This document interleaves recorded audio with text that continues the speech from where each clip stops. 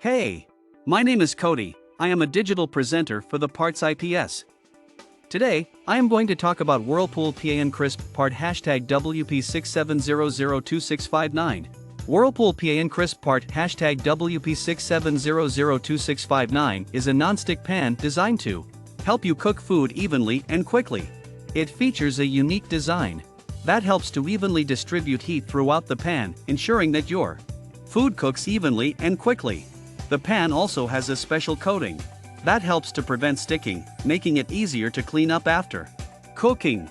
The pan is made from durable stainless steel and is designed to last for years. It is also dishwasher safe for easy cleaning. This pan is perfect for cooking everything from eggs and pancakes to stir fries. This part fixes the following symptoms.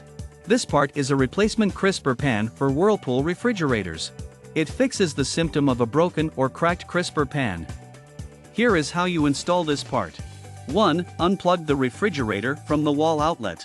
2. Remove the existing crisper drawer from the refrigerator by pulling it out and lifting it up and off of its tracks. 3.